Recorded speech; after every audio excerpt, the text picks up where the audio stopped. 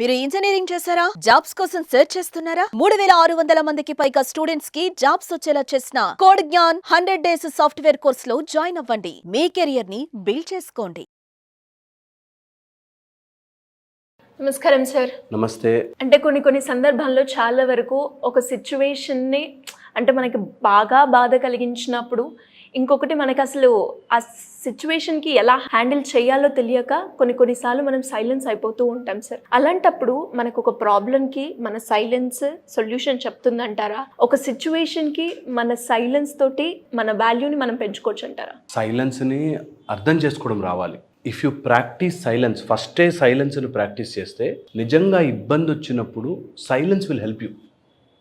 Silence practice చేయడం అనేది చాలా ముఖ్యమైన పని.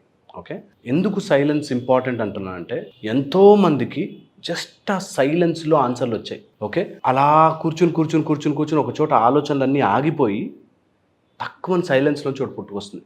ఎప్పుడైనా అంతే, ఆకాశము నుంచి సైలెన్స్ నుంచే శబ్దం అలా పుడుతుంది. సో అందుకని మనం సైలెన్స్ని అర్థం చేసుకోవడము, సైలెన్స్తో గడపడము రావాలి. 3 రకాల సైలెన్స్లు ఉంటాయి జనరల్గా. ఒకటి ఔటర్ సైలెన్స్, అంటే మాట్లాడి వీడు అర్థం చేసుకోవడం వేస్ట్ అని అనుకుని ఒక సైలెన్స్ వస్తుంది. ఓకే, సో మాట ద్వారా అర్థము కాదు, అది ఒక నీచమైన స్టేజ్ అనమాట.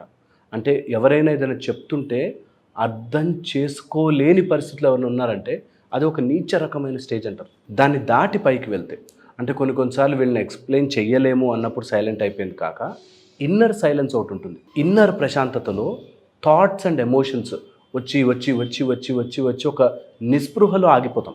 ఓకే, ఆ థాట్స్ అండ్ ఎమోషన్స్ ఆగినప్పుడు వచ్చే సైలెన్స్. Third, spiritual silence. ఈ స్పిరిచువల్ సైలెన్స్లో వాంటెడ్గా మనం పాజ్ పెట్టుకుని అలవాటు చేసుకుని ఆ సైలెన్స్ని అబ్జర్వ్ చేస్తే ఎన్నో రకాల కొత్త విషయాలు పుట్టుకొస్తాయి. ఎందుకంటే సైలెన్స్ ఎంత సైలెంట్గా ఉంటే అంత పరమాత్మకి దగ్గర అవుతూ ఉంటాము అంటారు. లోపల కూడా చాలా మదన నడుస్తుంటుంది కదా, టాకింగ్. దాన్ని ఎంత సైలెంట్ చేసుకోగలితే అన్ని ప్రాబ్లమ్స్కి సొల్యూషన్ వస్తాయి. ఎప్పుడైనా ఇది ప్రాక్టీస్ చేసి చూడండి. పెద్ద గొడవ, బిగ్ గొడవ, జస్ట్ బికమ్ సైలెంట్. దాని నుంచి ఎన్నో రకాల ఆన్సర్లు ఈజీగా వస్తాయి. అండ్ అన్ని గొడవలకి కారణం మన మాట. చాలా రకాలుగా గొడవలకి కారణమయ్యేది మాట. మనం ఒకటి చెప్తాము, అవతల వాడు ఇంకోలా అర్థం చేసుకుంటాడు. అందుకే మా గురువుగారు అనేవారు, there is no dialogue, there is always a monologue అని. మనమేదో చెప్తాం, వాడు దానికోసం ఆన్సర్ రెడీ చేసుకుంటాడు, దీని గురించి ఆలోచించడు. అందుకోసమే దెర్ ఈజ్ ఆల్వేస్ అ మొనోలాగ్. ఎవడి మాట వాడిదే, నేను కరెక్ట్ అంటే నేనే కరెక్ట్ అని. అలాంటప్పుడు సైలెంట్గా ఉండడమే మంచిది. ఇది గనక మనకి అర్థమైపోతే సైలెన్స్ నుంచి ఫస్ట్ నేర్చుకోవాల్సింది అవాయిడింగ్ డిస్ట్రాక్షన్స్. సైలెంట్గా ఉన్నప్పుడు గుచ్చుతుంటాయి కొన్ని థాట్స్, చాలా థాట్స్. కొన్ని మనకి ఏవైతే రిపీటెడ్గా వచ్చి ఉన్నాయో గుచ్చుతాయి. వాటిని ముళ్ళు తీసినట్టు తీసి పక్కన పడేయాలి. ఆ థాట్ నాకొద్దు అని తీసి పక్కన పడేయాలి. ఎప్పుడైతే ఇది ప్రాక్టీస్ చేయడం స్టార్ట్ చేస్తామో, విచ్ ఇస్ ఒకరోజు నన్ను బాస్ ఏదో అన్నాడు అని వచ్చింది అనుకో మాట, అది రోజంతా అరే అట్లా ఎలా అన్నాడు అనిపిస్తుంది కదా, ఆ థాట్ని మెల్లగా తీసి పక్కన పెట్టాలి. I'm not going to think about it, నేను డైవర్ట్ చేస్తున్నాను ఆ మైండ్ని అని ప్రాక్టీస్ చేస్తే, ఎప్పుడు నార్మల్గా ఉన్నప్పుడు ప్రాక్టీస్ చేస్తే, అలా ఎవరైనా తిట్టినా, హర్ట్ చేసినా, వదిలేసినా, కష్టం వచ్చినా కూడా వాటిని ఈజీగా హ్యాండిల్ చేయగలుగుతాం. ఎందుకంటే ఏ కష్టమైనా లోపలే, బయట ఏమి ఉండదు. రోజులు గడిచిపోతూ ఉంటాయి, సమయం వెళ్ళిపోతూ ఉంటుంది, అన్నీ అయిపోతుంటాయి. బట్ ఎవరైనా ఏదైనా మాట అంటే ఆ మాట ముళ్ళు గుచ్చుకున్నట్టు గుచ్చుకుంటుంది. సో సైలెన్స్లో ఉన్నప్పుడు ఆ డిస్ట్రాక్టివ్ పెయిన్ పాయింట్ని తీయగలగాలి. ఇది ఈజీ బై ప్రాక్టీస్. యాక్చువల్గా డిస్ట్రాక్టింగ్ పెయిన్ పాయింట్ని మీరు రాసుకుని దాన్ని ఒక టైప్ ఆఫ్ మెథడ్ ఫాలో అయ్యి దాన్ని పడేయచ్చు, తీసి పడేయచ్చు. ఓకే, ఇది ఒక మెథడ్. సెకండ్ వచ్చేసి, ఒకవేళ కనుక మీకు ప్రాక్టీస్ చేయాలనిపిస్తే స్టిల్నెస్ చెప్పనా మీకు. ఎప్పుడైనా మీకు కుదిరితే రోజులో ఒక 5 నిమిషాలు స్లో మూమెంట్ ప్రాక్టీస్ చేయండి. మన చేసే యాక్షన్ ఎనీ యాక్షన్ ఇట్లా అంటున్నామా, అది స్లోగా స్లో నెక్ మూమెంట్ చేయండి. ఎంత స్లో చేయగలుగుతారు అంటే, మూవ్ అవుతున్నామా లేదా అని ఎలా అయితే మనం ఆలోచిస్తాం అలాగా స్లోయెస్ట్ మూమెంట్ ప్రాక్టీస్ చేయండి. ఇది చైనీస్ ఫిలాసఫీలో, జెన్ ఫిలాసఫీలో ఇక్కడ చాలా బాగా వర్కౌట్ చేస్తారు. But they just move with the energy, slow ఎనర్జీతో స్లోగా మూవ్ అవుతుంటారు. ఈ స్టిల్నెస్ ప్రాక్టీస్ చేస్తే మన చాలా థాట్స్ సైలెంట్ అయిపోతుంటాయి. సో ప్రాక్టీస్ స్టిల్నెస్, ఎంత కుదిరితే అంత స్టిల్నెస్ ప్రాక్టీస్. స్లోలీ కన్ను రెప్పలు కూడా మెల్లిగా అది ప్రాక్టీస్ చేయండి. స్లోలీ ప్రాక్టీస్ చేయండి. ఇది ఒక మెథడ్ ఆఫ్ స్టిల్నెస్. దీని థర్డ్ మెథడ్ ఉంది. ఈ థర్డ్ మెథడ్లో ఈ సైలెన్స్ ఎక్కడ ఉందో దాన్ని అబ్జర్వ్ చేయడం. ఫర్ ఎగ్జాంపుల్ ఊపిరి తీసుకుంటున్నాం. ఊపిరి తీసుకున్నప్పుడు బ్రీద్ ఇన్కి బ్రీద్ అవుట్కి మధ్యలో ఒక తిన్న గ్యాప్ ఉంటుంది. దాని మీద అబ్జర్వ్ చేయాలి. ఓకే, బ్రీద్ ఇన్ బ్రీద్ అవుట్కి మధ్యలో ఒక గ్యాప్, ఆ సైలెన్స్ని.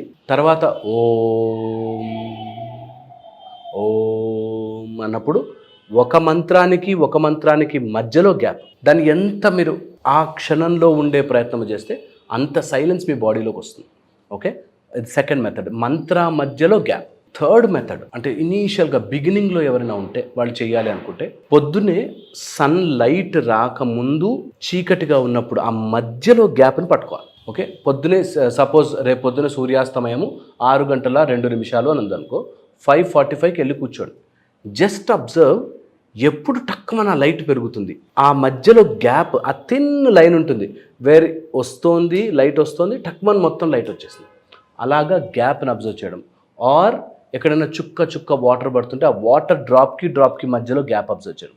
ఇలాంటి చిన్న ప్రాక్టీసెస్ వల్ల స్టార్టింగ్లో ఎవరైనా బాగా మదన పడుతున్నారు, రగిలిపోతున్నారు, థాట్స్ మీద థాట్స్ వస్తున్నాయి, ఇలాంటి చిన్న ప్రాక్టీసెస్ చేయొచ్చు. ఓకే, ఇక ఫైనల్ ఫోర్త్ పాయింట్ చెప్పి ఎండ్ చేస్తాను. ఫోర్త్ పాయింట్ ఏంటంటే, ఒకవేళ మీరు ఎప్పుడైనా ఏదైనా చెప్పాలి అనుకుంటే మొత్తము పాయింట్ని ఒక సింగిల్ మాటలో చెప్పి వాళ్ళు ఏం మాట్లాడుతున్నారో వినకుండా మీరు బెయిన్ సైలెన్స్, వాళ్ళు ఎలాగైనా తీసుకునేయండి, నా పాయింట్ నేను చెప్పేస్తాను అంతే. అవతల వాడి ఆన్సర్ ఏంటి దాన్ని నేను అర్థం చేసేసుకుని నేను నిజం అనుకున్న పాయింట్, సత్యముని నమ్మి ధర్మ మార్గంలో ఒక మాట, అది నేను చెప్పాలి అనుకున్నా, నువ్వు చేసింది తప్పు, ఇలా చేయకుండా ఉండాల్సింది అనుకోండి. వాడు ఎంత హర్ట్ అవుతాడు, వాడు కొడతాడా, తిడతాడా, అరుస్తాడా అనవసరం. నేను ఈ పాయింట్ చెప్పాలనుకున్నాను చెప్పి సైలెంట్ అవ్వు. That will give you enormous strength. ఇది గనక నిజంగా తెలుసుకుని ప్రాక్టీస్ చేయగలిగితే నిశ్శబ్దం నుంచి ఒక స్టేజ్ వచ్చాక పెద్ద వాళ్ళు చెప్పడానికి ఏముండదు, బికాస్ అర్థం చేసుకునేవాడు ఉండడు. ఎవడికో అర్థం చేయించుకోవాలని ట్రై చేసిన రోజులు మాటలు మిగులుతాయి, నిజంగా అర్థం కాదు. మా దగ్గరకు వచ్చేవాళ్ళు చాలామంది క్వశ్చన్స్ అడిగి ఈయన ఏం చెప్పడు అంటే, చెప్తా అంటే కూర్చుంటారు. ఒక 10 రోజులు 15 రోజులు అయ్యాక they will know the answer. మనకు తెలియాల్సిన అవసరం లేదు. ఎంత వెతుకుతూ ఉంటే అన్ని క్వశ్చన్స్ వస్తాయి. అందుకని సైలెన్స్ని, నిశ్శబ్దాన్ని నిజంగా అర్థం చేసుకోవడం వస్తే నిశ్శబ్దంలో చాలా ఉన్నాయి. శబ్దమే కాదు, నిశ్శబ్దంలో కూడా ఒక మాట ఉంటుంది, సౌండ్ ఉంటుంది. వర్డ్స్ ఆఫ్ సైలెన్స్ అని నిశ్శబ్దంలో ఉన్నప్పుడు భగవంతుడే మాట్లాడతాడు. So maybe you should try all this. డెఫినెట్గా సార్. నిజంగా చాలామందికి కూడా ఈ సైలెన్స్ వీడియో అనేది ఎన్నో రకాలుగా ఉపయోగపడుతుందని నాకు అనిపిస్తుంది. టు బి ఫ్రాంక్, మీరు చెప్పిన ఈ 3-4 టెక్నిక్స్ ఏవైతే ఉన్నాయో ఒకరికి పనిచేస్తుంది, ఇంకొకరు పనిచేస్తుంది. బట్ ఖచ్చితంగా వాళ్ళకి ఏదైతే ప్రాబ్లం, అది రిలేషన్షిప్లోనే కావచ్చు, లేదంటే నాకు సొల్యూషన్ దొరకాలి అనుకునే వాళ్ళకి కూడా మీరు చెప్పిన ఈ 4 కనుక ఖచ్చితంగా పాటిస్తే డెఫినెట్గా ఆ సొల్యూషన్ దొరుకుతూ ఉంటుంది. ఏ కష్టమైనా కానీ ఇక్కడ సైలెంట్ అయిపోయి దొరుకుతున్నారు డెఫినెట్గా.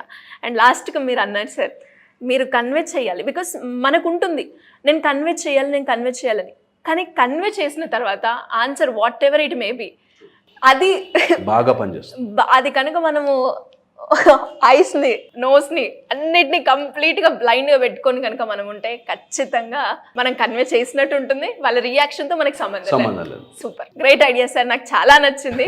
నేను ఈసారి నుంచి ఖచ్చితంగా ఫాలో అవుతాను. Thank you sir, thank you so much. Suman టీవీలో మీ పర్సనల్ అండ్ బిజినెస్ ప్రమోషన్స్ కోసం కింది నెంబర్కి కాంటాక్ట్ చేయండి.